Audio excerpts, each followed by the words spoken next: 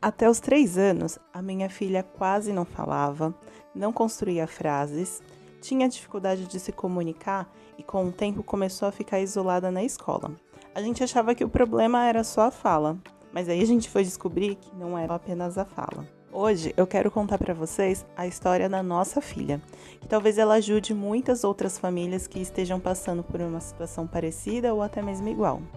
Desde muito pequena, a Emily sempre foi uma criança muito observadora, mas a gente foi percebendo que a fala dela também não estava evoluindo. A partir de 1 ano e meio, 2 anos, a fala dela não estava desenvolvendo. Inicialmente, a gente pensou em colocar ela na escola desde muito pequenininha, 1 ano e meio para quase 2 anos, né? Ir para a escola, no sentido de estar com outras crianças para estar estimulando o desenvolvimento da fala. Só que nisso não teve nenhuma evolução.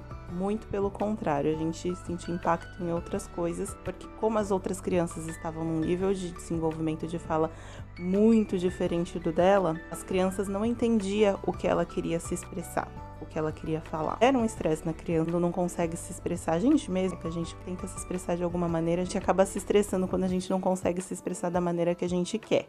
Ainda assim, a gente conseguindo falar, para a criança é pior ainda, não conseguindo se expressando da maneira dela, e não se fazendo clara para os outros, ainda mais as outras crianças, e dava uma certa chateação. As crianças acabavam não se aproximando muito dela, ela ficava no cantinho dela, não tinha tantas referências de amiguinhos na escola. A gente foi descobrir 1 ano depois, a condição dela estava dessa maneira. Ainda assim, ela frequentando a escola, a gente achando que essa questão da fala dela estava sendo trabalhada, que ela ia evoluir, a gente... Por outro lado, a gente também estava passando com otorrino, passando com outros especialistas para fazer investigação para ela melhorar naquilo que ela precisava. Nesse caminho, a gente estava correndo atrás para dar o pique no freio da língua, porque quando ela nasceu, eu sempre desconfiei que a língua dela estava presa. Mas como a gente teve alta da saída da maternidade, o pediatra falou, a fono falou que estava tudo bem, que ia desenvolver com o decorrer, mas não desenvolveu, ela não fazia ponta com a língua e o freio dela era encurtado. A gente estava correndo com isso, estava passando com o otorrino, a gente passou bem uns 3 otorrinos para poder fazer essa investigação sobre o motivo do porquê que ela não tá falando, para ver a questão do freio da língua. E aí até que a gente conseguiu no 3º ou 4º otorrino que a gente passou, que ele pediu uns exames, uma bateria de exames para poder fazer uma avaliação do freio. E nesse exame ele identificou a adenoide, que a adenoide dela estava em 60%. Tinha também uma carne esponjosa no nariz. Descobrimos também secreção nos ouvidos, devido a alguns episódios de febre que ela teve enquanto bebê.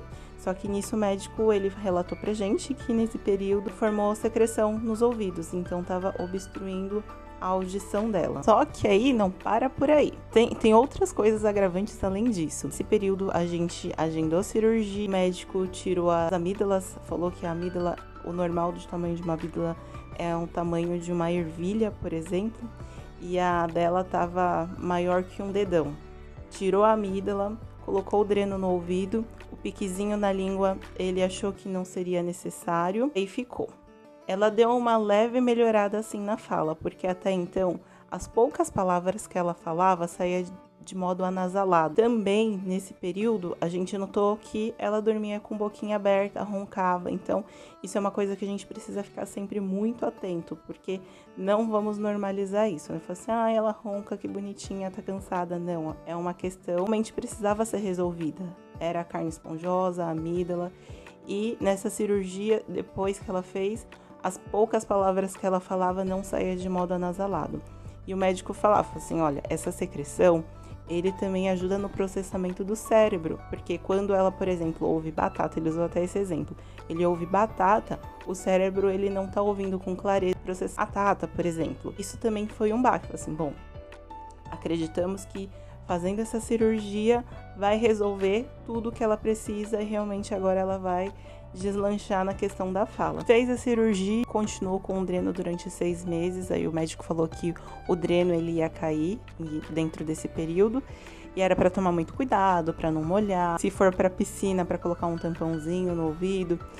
Foi todo um cuidado que a gente teve que ter durante esse período para não interferir no dreno, porque ele falou que seria muito perigoso se acontecesse, entrasse água. Então a gente teve todos os cuidados possíveis. Continuando no desempenho da escola, ela continuou na escola, virou o ano, ficou de professor. Os amigos continuaram os mesmos, né? Só acrescentou, saíram poucas crianças. Mas ela ainda continuava com isolamento porque ela estava num nível totalmente diferente das demais crianças. Isso ela também fazia fono com uma outra profissional, fazia alguns acompanhamentos. Fono, no final das sessões, sempre passava. Hoje a gente teve bastante dificuldade para fazer os exercícios, ela não tá querendo focar tanto nos exercícios que eu tô passando.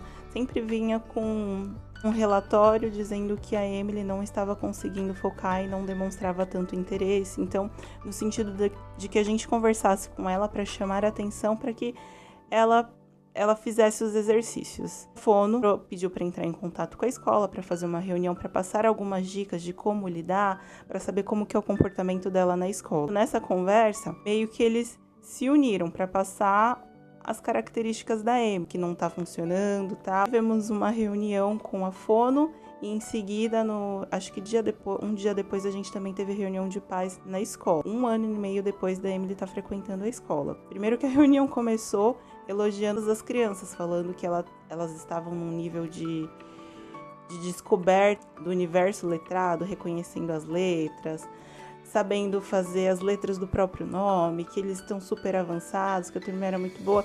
Só que ouvir essas palavras, eu sabia que essas palavras não diziam respeito à nossa filha, porque ela estava ainda em outras necessidades, outras questões de estímulos.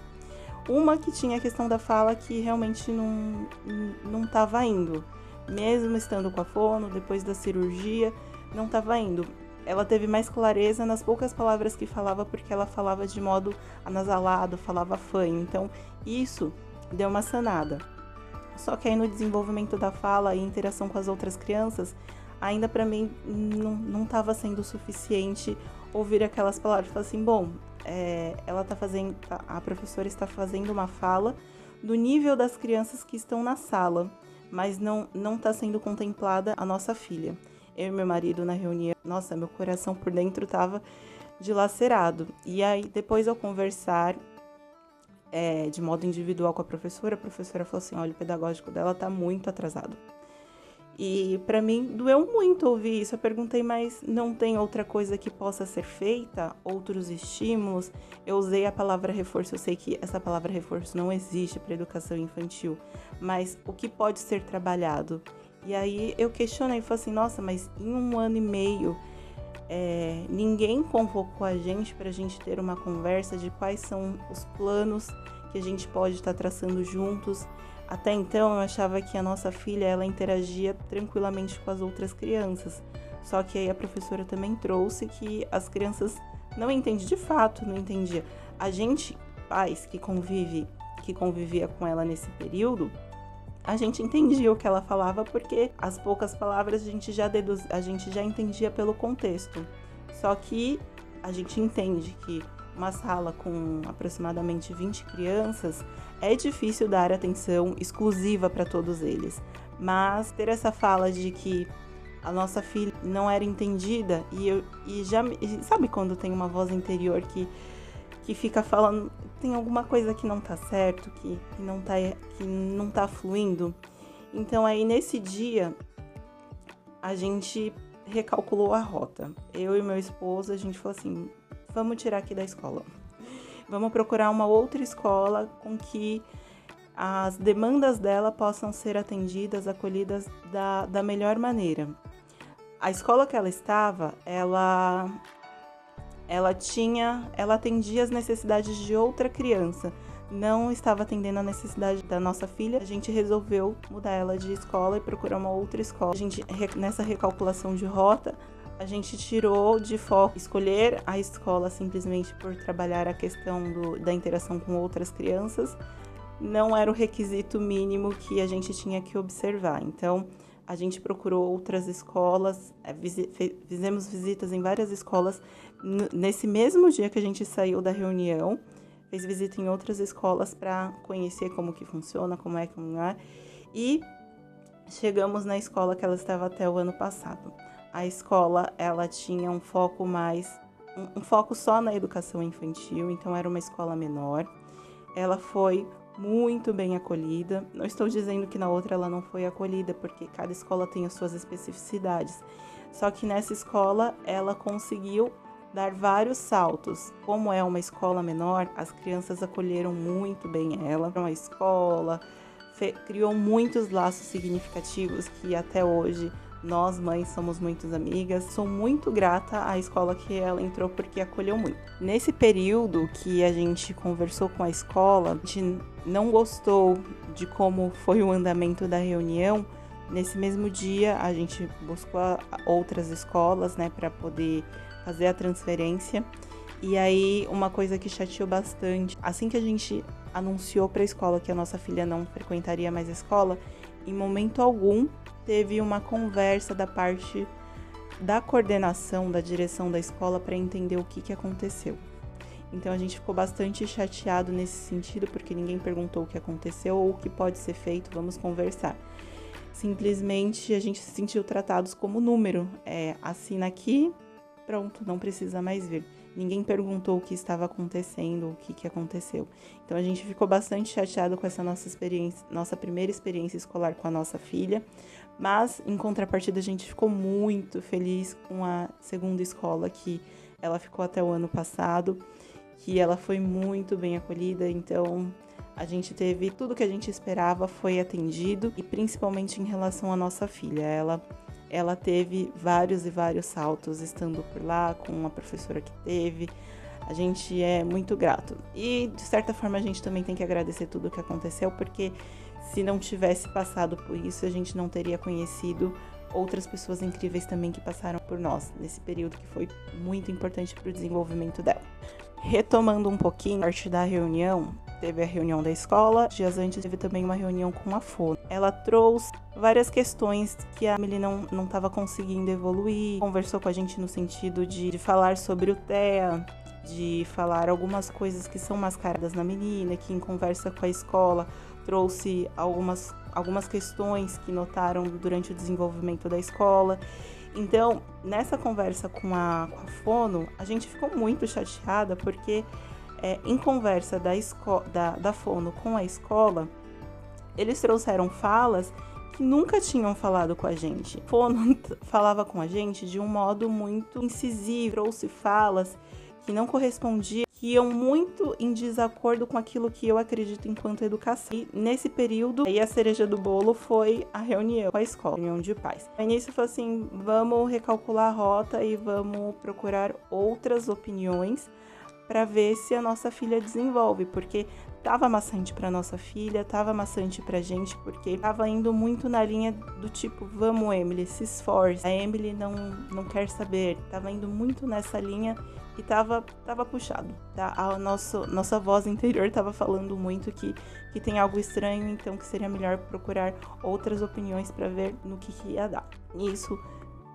tivemos na escola nova, que deu super certo. A gente conseguia fazer várias reuniões, relatórios para mandar para a Fono. Nesse período a gente encontrou outra Fono no caminho que também super acolheu a gente, fez várias perguntas, um questionário enorme sobre o desenvolvimento, fez uma avaliação com ela.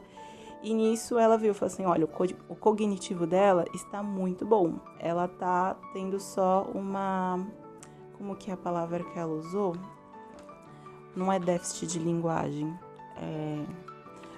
É só uma questão de linguagem. E nisso ela foi trabalhando na Fono.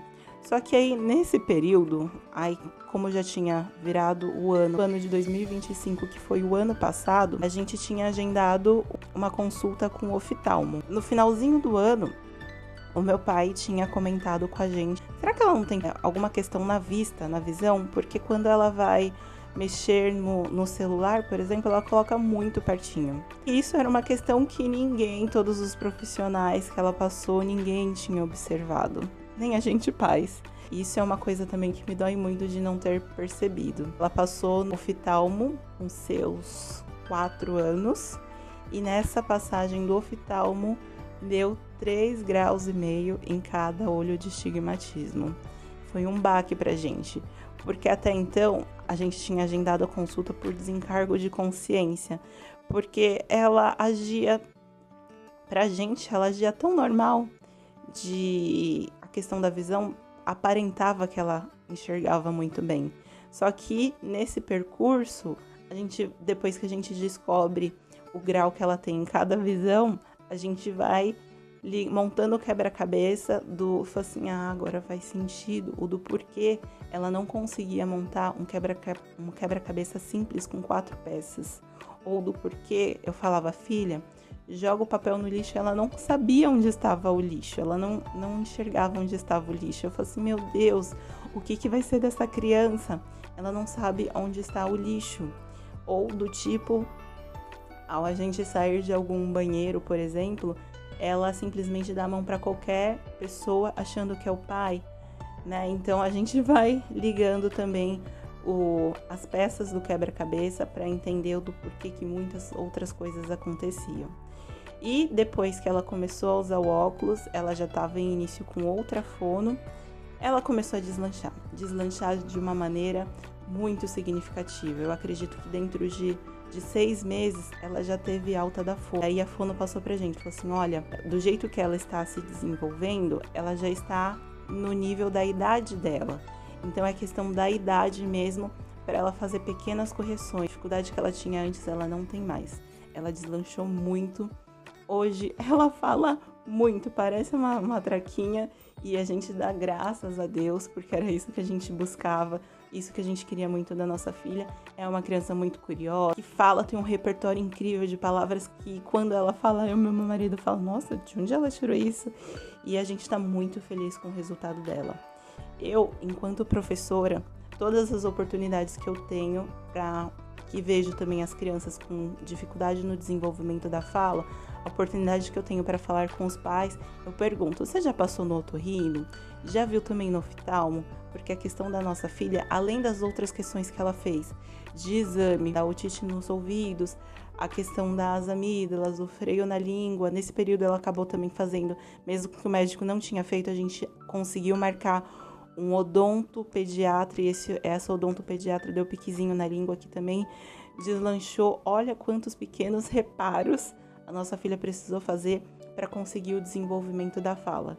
E que se a gente não estiver observando, estar atento aos sinais, a gente realmente deixa passar batido. A culpa acaba sempre caindo na criança no sentido de que ela não está se esforçando o suficiente. Então é muito importante a gente ficar atento. A fono passou pra gente que tem tudo muito a ver, e realmente a gente concorda com a fala dela, que se ela não ouve direito, a atenção dela realmente dispersa, porque ela não está processando as informações direito, não está entendendo o que está sendo falado. Não enxergando, prende atenção menos ainda, porque para ela é um mundo totalmente distorcido. Só que a Emily, com até os 4 anos, ela achava que o mundo todo era daquela maneira, distorcido. A gente, enquanto pais, a gente fica bastante chateado por ter esperado tanto tempo, mas que bom que chegou o momento que a gente conseguiu entender e sanar tudo o que ela precisava. Depois que ela teve a avaliação do oftalmo, a gente foi logo em seguida, no mesmo dia, já pedir para colocar lente nos óculos, né, para fazer um óculos para ela. A gente estava bem ansioso para essa transformação. Quando o óculos ficou pronto, dias depois ficou pronto, a gente colocou no rostinho dela, foi muito marcante pra gente. Eu abaixei para colocar o óculos no rostinho dela, aí ela olha para mim e ela fala, mamãe, eu tô conseguindo ver seus olhos. E assim, me doeu muito ouvir isso, porque eu falei assim, meu Deus, foram 4 anos vendo o mundo distorcido. Praticamente ela conheceu os pais dela aos 4 anos. E aí ela olhava pro chão e falou assim, nossa mamãe, eu tô vendo 3 formigas andando. Então aí a gente faz uma reflexão profunda do quanto que a gente deixou passar, do quanto ela acabou sendo injustiçada nesse período. Falar que o pedagógico dela estava atrasado, que ela não estava se interessando, e muito pelo contrário, depois do óculos ela se transformou, ela se demonstrou uma criança que se interessa muito por vários assuntos, muito curiosa, e a gente está muito feliz com a transformação da nossa filha, com todos os cuidados que a gente proporcionou. Ela evoluiu muito. na questão da fala, o cognitivo dela tá ótimo. Então é isso. Essa é a história da nossa filha, que estava muito além de uma fala que não avançava. Nesse período a gente descobriu questões do ouvido, da garganta, do nariz, o freio da língua, muitas questões. E aí a cereja do bolo foi a questão da visão. Então a gente precisa realmente se certificar de que todos esses 5 sentidos estão funcionando direito antes de dar algum título. Eu sempre conversei com meu esposo falando, independente de título, são questões que precisam ser resolvidas. Independente de título que fosse ser dado para ela pela questão do não desenvolvimento da fala, mas se ela não tá falando, precisa ser resolvido. Se ela não tá enxergando, precisa ser resolvido. A gente precisa fazer o que precisa ser feito, independente de título. Então a gente correu atrás de tudo que era necessário para que ela desenvolvesse, tivesse todas as possibilidades para ter uma infância feliz, construindo laços, sendo amada, que isso pra gente, nós como pais, a gente sabe o quanto é importante saber que o nosso filho está sendo muito bem-vindo nos espaços que frequenta. Então é isso. Se vocês querem ver mais conteúdos como esse, para conhecer mais alguns detalhes ou assuntos específicos desse processo, comenta aqui no vídeo, curta o canal, dá um like nesse vídeo para receber mais conteúdos como esse, tá bom? A gente se vê numa próxima. Tchau!